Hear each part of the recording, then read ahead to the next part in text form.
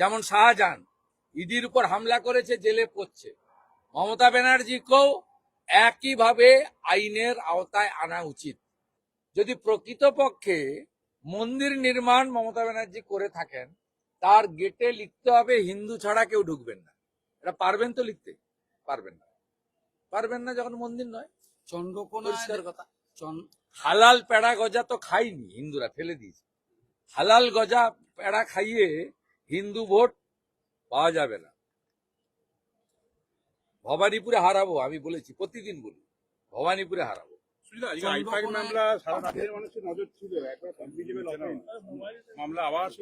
ঠিক করছে, আটঘাট বেঁধে করছে। এবং আমি মনে করি ওদের স্ট্র্যাটেজি কি আমি জানি না, আমি ইডির লয়ারও নই আর সুপ্রিম কোর্টের জাজও নই। আর এই আইপ্যাক বা ফাইল এবং মোবাইল ফোন চুরি করা মমতা ব্যানার্জিরও আমি স্পোক্সপারসন নই। আমি পরিষ্কার, আমি যেটা চাই বিরোধী দলনেতা হিসেবে এবং এই বাংলার একজন নাগরিক হিসেবে, যখন পুলিশ মমতা ব্যানার্জির হাতে থাকবে না এমন সময় তদন্ত হওয়া উচিত। নইলে আবার তদন্তকারীদের উপরে আক্রমণ করবে। শুধু মমতা ব্যানার্জি নিজে আক্রমণ করতে যাননি, তার সঙ্গে রাজীব কুমার ছিলেন, মনোজ বার্মা ছিলেন, বিধাননগরের ওই তখন ছিল মুকেশ ছিল। এরা জোট বেঁধে গেছিল সেদিন, এবং যার বিরুদ্ধে এফআইআর এর নাম আছে প্রিয়ব্রত বলে একজন ডিসি সাউথ আইপিএস, তিনিও ছিলেন। এখন যদি আপনি তদন্ত করতে আসেন, মমতা ব্যানার্জি আবার সুপ্রতিম সরকার আর পীযূষ পান্ডেকে নিয়ে তিনি আবার হামলা করবেন,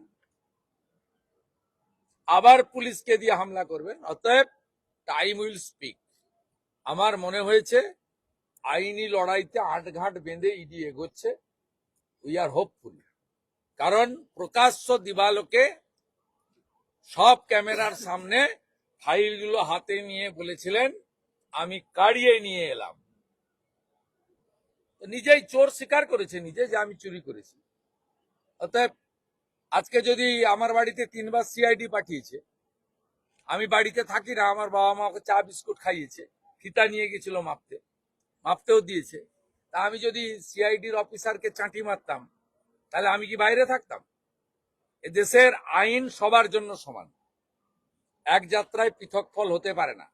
অন্য লোকের ক্ষেত্রে যা হয়েছে, যেমন শাহজাহান ইডির উপর হামলা করেছে, জেলে পড়ছে, মমতা ব্যানার্জিকেও একইভাবে আইনের আওতায় আনা উচিত। সেটা কবে হবে, কখন হবে, টাইম উইল স্পিক। শাহজাহানের ক্ষেত্রেও সময় লেগেছিল, মমতা খালার ক্ষেত্রেও টাইম লাগবে। আচ্ছা, চন্দ্রকোনায় একটি ছেলেকে গেছে গোটা পশ্চিমবঙ্গ দেখেছে যে সে গেরুয়া পতাকার উপরে থুতু ফেলছে। হ্যাঁ, থুতু ফেলেছে। ওরা একটা জিহাদির বাচ্চা, ওর নাম আমি প্রকাশ করেছি, ভিডিও গুছিয়ে রেখেছি। মে মাসে বিজেপি সরকার এলে যোগী আদিত্যনাথজির মতো ওই জিহাদির বাচ্চাকে শুকনো লঙ্কা জ্বালিয়ে ধোঁয়া ওর নাকে ঢুকাবো। উত্তরপ্রদেশে যেমন সোজা করেছে সব জিহাদিকে যোগী আদিত্যনাথ, পশ্চিমবঙ্গে গেরুয়া ধ্বজের উপর যে থুতু ফেলেছে তার সেই শাস্তি হবে। কালকে পশ্চিম মেদিনীপুর জেলা পুলিশ, আমি সোশ্যাল মিডিয়ায় দেওয়ার পরে বলেছে ডিলিট হয়ে গেছে, তারা ডিলিট করিয়েছে এবং তাকে ওরা আইনের আওতায় আনছে। অতএব এটা নিয়ে যেন কেউ না প্রচার করে। আমার বিজেপি পরিচয়ের আগে আমি হিন্দু বাড়ির ছেলে, হিন্দু স্বার্থ রক্ষা করার জন্য আমার পরম পবিত্রময় গেরুয়া ধ্বজকে রক্ষা করার জন্য যা করার করব, এটা নিয়ে কোনো দ্বিধাদ্বন্দ্বের কারণ নেই। কমিশনের বিশেষ পর্যবেক্ষককে আক্রমণ করেছেন অভিষেক ব্যানার্জি। সি মুরুগানের বিরুদ্ধে এবং বলেছেন সুপ্রিম কোর্টের নির্দেশ। একটা কথাই বলবো, দেখবি আর জ্বলবি লুচির মতো ফুলবি।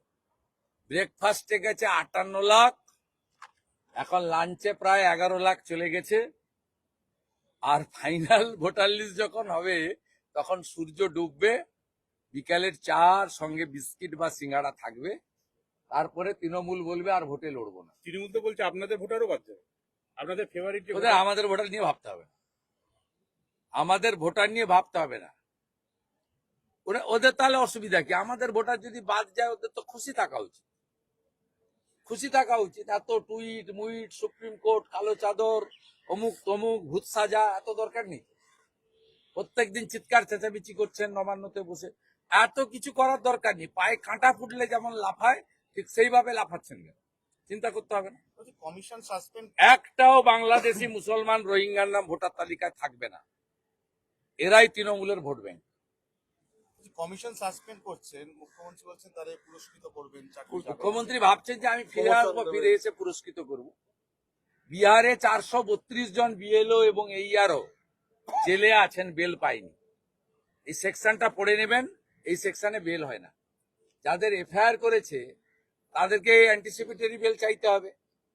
অ্যান্টিসিপেটরি বেল চাইলে এই সেকশনে বেল হয় না। সেকশন 32। হ্যাঁ, এতে বেল হয় না। পরিষ্কার কথা। বিহারে যারা এসআইআর এর সময় 2 নম্বরই করেছিল, এমন 432 বিএলও এইআরও জেলের মধ্যে আছে টিল নাও। ভদ্রভাবে কাজ করুন। এখন বলছেন ওনারা বলেছেন তাই করেছে, কে বলেছে সেটা জানিয়ে দিন ইলেকশন কমিশন, দিয়ে বলুন আমাদের ক্ষমা করুন।